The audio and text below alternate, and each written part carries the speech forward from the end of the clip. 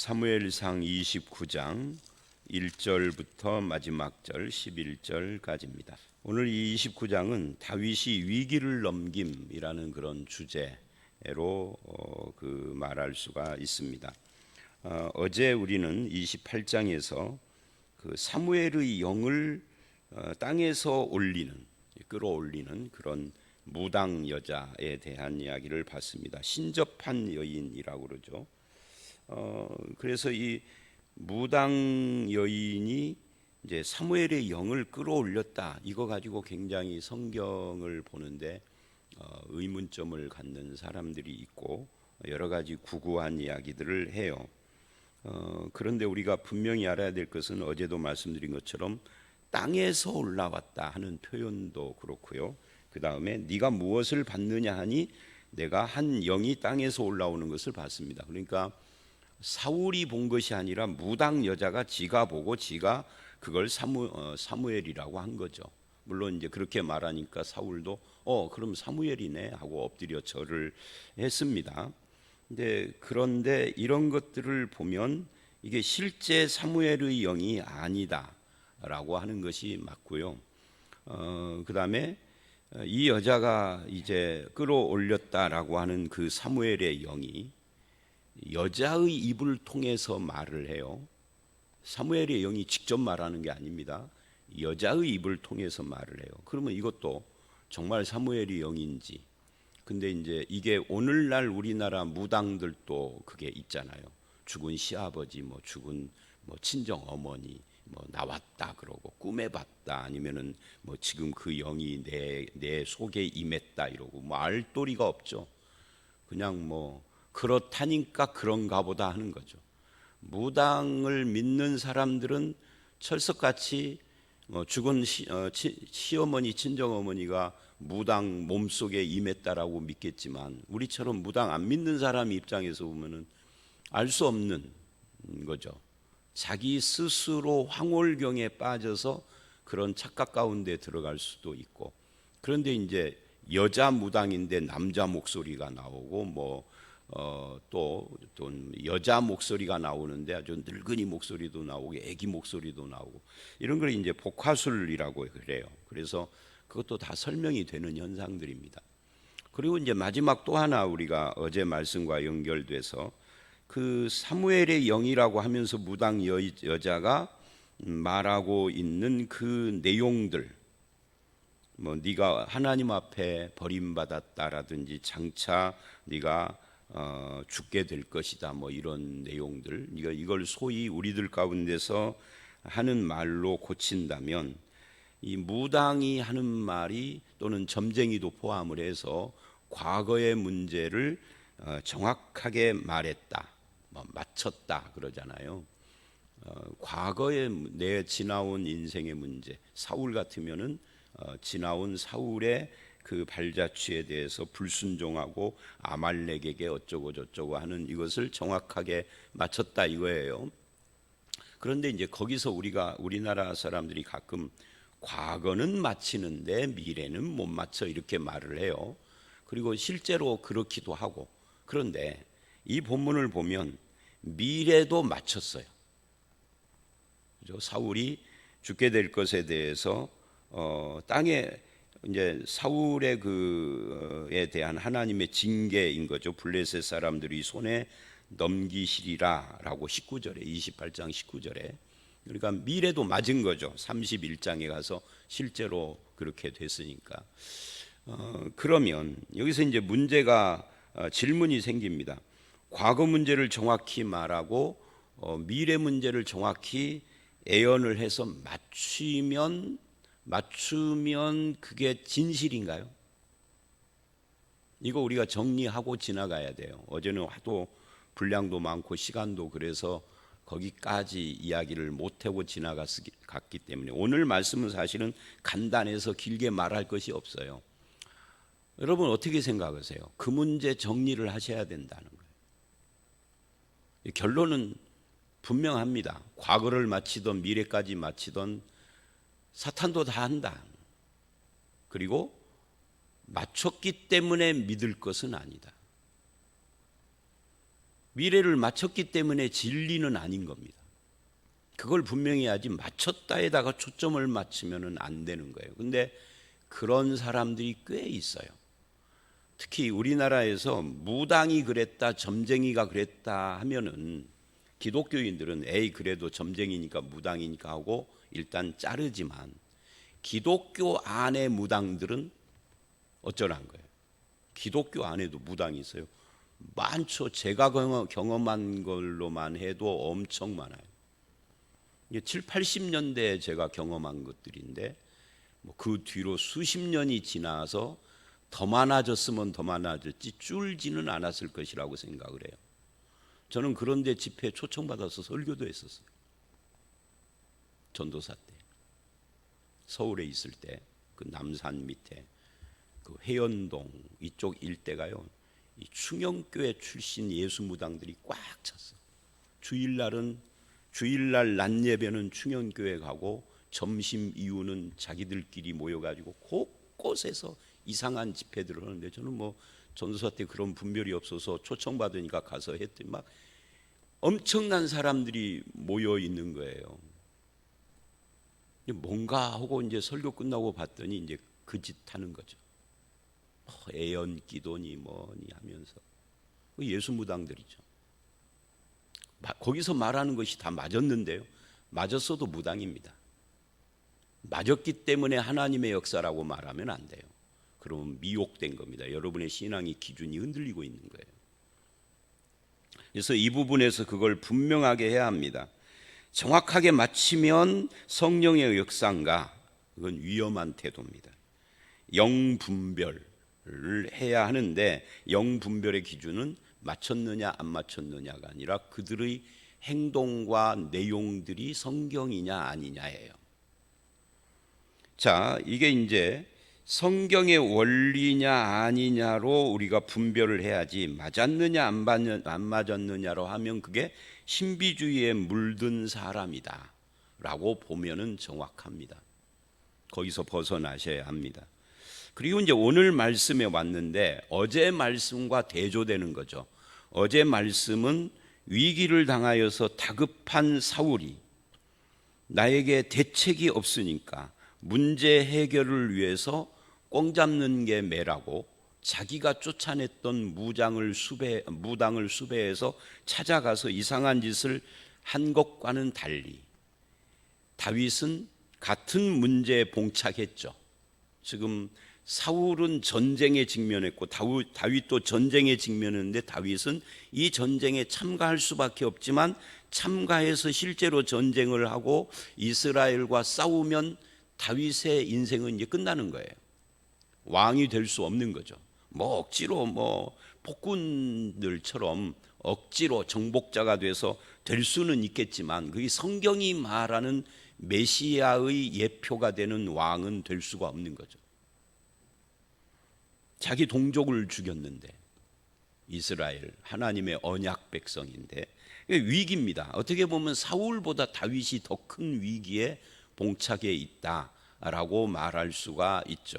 사무엘이 죽고 블레셋에 이게 망명을 한 것도 위기지만 그것 때문에 초래된 더 큰 위기, 하나의 문제를 정상적인 방법이 아닌 것으로 해결을 해놓으니까 그것에서 더 증폭된 다른 위기가 지금 다윗에게 찾아온 거죠. 그런데 이 다윗의 태도를 보면 그 위기의 문제를 해결하기 위하여서 문제 해결의 방법을 찾아 이리 뛰고 저리 뛰고 사울처럼 하지는 않아요. 아주 순리적으로 풀리죠. 어떻게? 하나님이 푸시죠. 하나님의 사람이라는 것이 증명되고 있는 거죠. 사울은 하나님께 기도를 했죠. 하나님의 방법으로 이 문제가 해결되기를. 그런데 하나님의 사람이 아닌 거예요. 하나님의 사람이 아닌 사람의 기도를 하나님은 듣지 않으시죠. 그게 신구약 성경 전체 원리예요. 그래서 기도 응답의 확신이라고 하는 것을 양육반 때 암송도 하고 배우잖아요. 기도 응답의 확신에서 기도가 응답되는 가장 기초적인 두 가지가 있잖아요. 하나님을 믿는 사람이 하나님의 뜻대로 구하는, 둘 중에 하나만 틀려도 하나님은 기도를 응답할 의무가 없으신 거예요. 예수의 이름으로 아무리 예수의 이름을 외쳐도 하나님의 뜻과 거슬른 어그러진 것을 구하는데 주실 이유가 없죠. 제가 이제 이 부분을 항상 예를 들을 때 자식이 자동차 사달라는 예를 들잖아요. 15살 먹은 중학생이 아빠 자동차가 필요해요. 그래? 아빠가 부자니까 뭐 자동차 10대도 사줄 수 있지. 뭐 원해? 소나타 사줄까? 뭐 사줄까? 외제차 필요해? 이거는 이제 정신머리가 없는 아빠죠. 그건 미치광이 아파한 거예요. 정상적인 아빠라면 절대 안 된다고 해야죠. 그게 응답이죠. 응답은 내가 원하는 대로 되는 걸 말하는 게 아니에요. 하나님의 뜻대로 되는 걸 응답이라고 하는 거예요. 그죠? 사울은 하나님의 영이 이미 떠났어. 하나님께 버림받은 하나님의 사람이 아니에요. 기도를 백날 해도 소용없어 그건. 근데 다윗은 반대로 하나님이 함께하는 사람이에요. 기도 안 해도 일이 풀려. 오늘 어디 기도했어요? 오늘 말씀에 기도했다는 말도 안 나와. 하나님께서 막으시고 역사하셔요. 다윗은 순종만 하면 되고 하나님의 사람으로서 어떻게 살아야 되는가 삶의 태도를 견지해 나가기만 하면 돼요. 자, 그게 이제 오늘 말씀인데요. 그래서 블레셋 편에 서서 이스라엘과 싸워야 하는 이 다윗의 위기, 이것이 어떻게 해결됩니까? 이렇게 해결되죠. 블레셋 방백들이 다윗에 대한 의심을 풀지 않아서, 그래서 다윗을 끝까지 두둔했던 아기스도 어쩔 수 없이 다윗이 전쟁에 참가하는 것을 취소시키고 돌려보냈다. 이게 오늘 말씀 전체 다예요. 그게 뭐죠? 하나님이 역사하신 거죠. 어떻게 역사했죠? 적들의 마음을 굳게 만들어가지고 다윗에 대한 의심을 하게 해서. 이 가운데서 다윗이 행한 것은 아무것도 없어요. 기도도 안 했어요. 다만 한 가지를 했어요. 그 한 가지는 이 순간에 한 것은 아닙니다. 다윗이 블레셋으로 넘어온 후에 항상 계속해서 늘 했던 것이에요. 그게 뭐죠? 그게 충성스럽게 선하게 산 거죠. 하나님의 사람답게, 안 믿는 블레셋 사람들이 보기에도 선하게 살았던 것뿐이에요. 근데 하나님이 역사하셨죠. 여러분, 우리가 해야 할 일이 바로 그런 겁니다.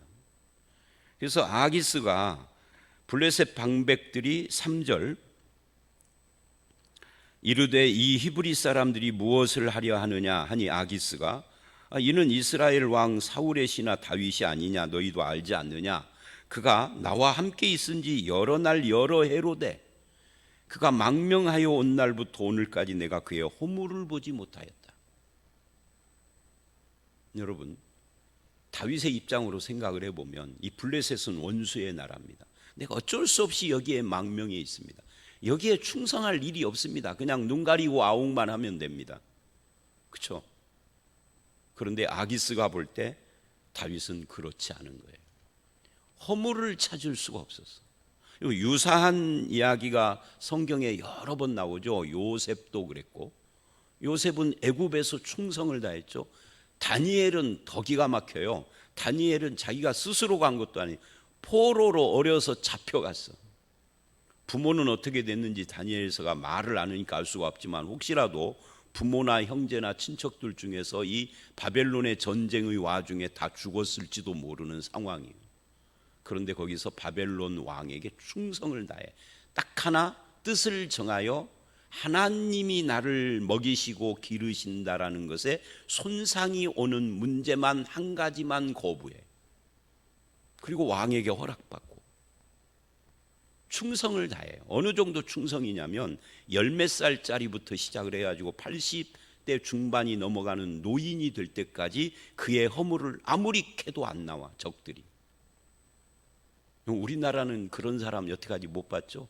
장관 후보 중에 뭐 여든 야든 민주당이든 국힘이든 상관없이 진짜 깨끗해서 아무 흠 없는 사람 봤어요? 저는 여태까지 한 명도 못 봤는데. 다 시비거리가 있었잖아요. 뭐 어떤 것은 지나친 시비도 있고 허기는 하지만 뭔가 지나친 것도 꼬투리가 있으니까 시비를 하는 거지, 없는데 할 수는 없는 거예요. 저는 아직까지 한 명도 못 봤어요. 앞으로도 없을 것이라고 생각해요. 근데 다니엘은 없었어. 그게 신자예요. 그렇게 살아야 돼. 출세하지 말라는 것이 아닙니다. 출세를 하는 것이 나를 죄악 가운데 하나님이 보시기에 악행을 하는 가운데 한다면 그 출세는 복이 아니다는 이야기죠. 근데 다니엘은 그렇지 않았어요. 오늘 여기에 다윗도 마찬가지예요. 나와 함께 여러 해를 있는 동안 내가 그의 허물을 찾지 못했다, 보지를 못했다. 왕이 직접, 적군의 왕이 그렇게 인정을 해요. 이게 신자죠. 그래서 블레셋 사람 방백들이 화를 내요. 이 사람을 돌려보내요. 그 초소로 가게 하소서. 전쟁 중에 우리의 대적이 돼서 사울하고 화합을 해가지고 우리 뒤통수를 치면 우리는 망하는 겁니다 하고 불안한 거죠. 그러면서 5절, 그들이 춤추며, 이 그들은 이스라엘을 말하는 거예요. 춤추며 노래하여 사울이 죽인 자는 천천, 다윗은 만만이라고 했던 그 사람 아닙니까? 즉 골리앗 죽인 이야기하는 겁니다. 원수인데 당신이 두둔을 하고 있으니 있는 것은 뭐 인정을 하지만 우리와 함께 전쟁에 참가하는 것은 이건 위험합니다 하고 고집을 부리는 거예요. 그러니까 6절 아기스가 다윗을 불러 이제 말을 합니다. 여호와께서 살아계심을 두고 맹세하는, 여러분 이런 성경 구절을 읽을 때마다 항상 분명히 해야 할 것이 있다라고 늘 말씀드렸죠. 안 믿는 사람이 여호와 어쩌고 저쩌고 하는 것은 이 사람이 하나님을 믿게 돼서 하는 말은 아니다. 그냥 수사적인 표현이다.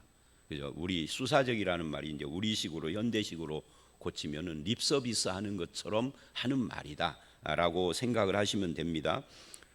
그리고 이것은 한편 어떤 사람이 여호와의 살아계심으로 맹세 어쩌고 저쩌고 한다고 그래서 그것이 다 신앙은 아니다라고 하는 분별도 해야 합니다. 어쨌든 그러면서 이래요. 이게 중요한 거죠. 네가 정직하여 내게 온 날부터 오늘까지 너에게 악이 있음을 못 봤다. 그러나 수령들이 너를 좋아하지 않는다. 그러니 네가 이해해라. 그리고는 7절, 평안히 돌아가서 블레셋 수령들에게 거슬러 보이지 않도록 자중하고 있어라. 다윗은 땡큐죠. 진짜 땡큐죠. 다윗은 말은 안 했지만 속으로 하나님 아버지 감사합니다라고 눈 안 감고 묵도했을 것 같아. 하나님 감사합니다. 진짜 이거 위기였는데 이렇게 해결해 주시는군요. 그리고 8절, 다윗이 아기스에게 내가 무엇을 하였나이까? 당신이 종에게 무엇을 보셨기에 내가 가서 원수와 싸우지 못하게 하나이까? 이것도 다윗의 립서비스죠. 아기스의 립서비스에 다윗의 립서비스로 반응을 한 것에 불과한 거죠. 자, 그래서 여기까지 아까도 말씀드린 것처럼 죄 짓는 일만 아니라면 다윗은 선하고 충성되게 살았다. 어디서? 블레셋 땅에서. 거기에서 해야 한다라고 그래서 죄도 지어야 된다 그 말은 아닙니다. 다니엘도 그랬어요. 요셉도 그랬어요. 요셉 같은 경우는 죄를 안 짓기 위해서 뭐를 했죠? 감옥에 갔죠. 불륜을 안 저지르려고. 다니엘은 아예 흠이 없었고, 여기서 다윗도 마찬가지고요. 자, 이렇게 해서 이제 아기스가 9절 다윗에게 대답하고 거기서도 선한 것 이야기를 합니다. 네가 내 목전에 하나님의 전령같이 선한 것을, 이 표현을 보십시오. 아기스가 하나님 안 믿어요. 안 믿지만 하나님의 전령, 너는 하나님께로부터 온 사신 같다, 대사 같다. 고린도후서 5장 우리가 새로운 피조물 새 사람이다 한 다음에 너희는 세상에서 나의 화목의 사신으로 살아라 라고 하지 않습니까? 그러니까 이 지금 아기스가 너는 하나님의 사신, 전령 같다, 심부름꾼 같다, 그렇게 나에게 선했다. 내가 안다. 그러나 블레셋 방백들이 전장에 함께 갈 수 없다라고 하니 그 고집을 꺾을 수 없다. 그러니 떠나라. 10절. 그래서 떠나서 돌아온 거예요. 다윗은 마음속으로 할렐루야를 엄청 했을 것 같아요. 할렐루야, 아멘, 감사합니다 하나님. 하나님이 이렇게 역사. 내가 정말 이 문제를 풀 수 없어 진퇴양난인데 하나님이 풀어주셨군요. 이럴 때 합력하여 선을 이루시는 하나님 말하잖아요. 자, 이렇게 해서 오늘 말씀이 끝난 겁니다. 그래서 오늘 말씀은요, 이런 거예요. 아무리 위기에 봉착해도 하나님의 사람은 하나님이 역사한다. 우리가 그걸 믿고 내가 있는 현실의 삶의 현실의 삶 속에서 현재 충성스럽고 선하고 정직하고 옳은 삶을 살아야 하는 겁니다. 믿는 자답게. 그래서 안 믿는 사람도 내가 그들에게 하나님의 사신 전령같이 보이도록, 그게 하나님께 영광인 거예요. 예수님이 산상보훈 마태복음 5장 13절로 16절에서 그 유명한 너희는 세상의 소금이다 빛이다 라고 했던 것이 그런 거죠. 소금이 맛을 잃으면 발 피우는 것처럼 맛을 잃지 않는다가 뭐죠? 어떤 상황에서도 하나님의 사람으로서 존재한다는 거죠. 뭐 착한 일을 일부러 막 가서 막 띠띠리고 서부중앙교회 하고 막 보이란 듯이 하고 뭐라는 것이 아니에요. 그냥 사는 겁니다. 저는 그런 걸 좀 싫어하는가 봐요. 여태까지 목회하면서 그런 걸 안 해봐서 그런가. 서부중앙교회 하고 띠띠우고 가서 막 청소하고, 근데 돌아가서 자기 집 앞은 안 쓸고 얼마나 웃겨요. 그냥 서부중앙교회 앞에는 새벽마다 쓰레기차가 청소차가 지나다니니까 하시지 말고 여러분 집 앞을 쓰시면 되지. 근데 요즘은 아파트 사는 사람들이 집 앞을 쓸 것도 없어. 그러니까 제가 이 청소 이야기를 하는 이유는 청소옷이라는 것이 아니라 그냥 사는 겁니다. 선하게 하나님의 사람으로. 그것이 하나님의 역사는, 그게 빛이고 소금인 겁니다. 근데 그렇게 안 살아. 그냥 교회로 단체로 모여서 뭐를 하고 때워. 그거는 안 해도 괜찮은 것들이에요. 저 사람은 내가 누군지 잘 몰랐는데 서부중앙교회 집사라는데 나중에 알고 보니까 참 우리 아파트에서 가장 본이 되는 사람이에요. 저 교회 다닌다는데 저거 진짜 꼴통이야. 둘 중에 하나인 거죠. 물론 존재감 없는 사람도 있지만. 자, 오늘 말씀 여기까지입니다. 여러분, 다윗은 원수의 나라 블레셋에 있었지만 선했습니다. 정직했습니다. 충성스러웠습니다. 죄 짓는 것 빼고. 그것이 저들에게도 인정이 됐습니다. 그리고 위기에 대한 역사는 하나님이 하셨습니다. 다윗이 무엇을 한 것은 아닙니다. 사울은 지가 뭘 하려고 하다가 이상한 짓거리를 했습니다. 대조가 됐죠. 그리고 이제 내일 말씀, 모레 말씀에서 내일 말씀에 또 다른 위기가 오지만, 그러나 다윗은 그것도 하나님의 정신으로 해결을 합니다. 그래서 다윗의 인생은 여기까지. 이제 사무엘 하로 가서 왕이 된 뒤에 다윗은 조금 흔들리기는 해요. 근데 아직까지는 이런 약간의 실수도 있고 그러기는 했으나 아직까지는 흠없이 하나님의 뜻의 길을 걸어오고 있는 거죠. 저와 여러분의 삶에도 늘 하나님의 뜻과 그것에 대한 순종, 그리고 우리의 문제를 하나님 앞에 맡기는 믿음의 삶, 이런 삶을 살아가시는 저와 여러분들이 다 되시기를 주의 이름으로 축원합니다. 함께 기도하겠습니다. 하나님, 위기를 만난 사울과 위기를 만난 다윗의 태도가 서로 극명하게 다른 것을 봤습니다. 주님, 사울처럼 그런 신접한 여인을 찾는 것도 아니고 하나님의 응답이 없어 답답하여 이상한 짓을 하는 것이 아니라 하나님을 믿기에 하나님의 사람으로 있는 곳 어디서든지 정직하고 선하고 충성스럽고 사람들에게도 인정받는 그런 삶을 살았던 다윗의 위기를 하나님께서 스스로 해결해 주시고 막아 주시고 선하게 인도해 주시는 것을 봅니다.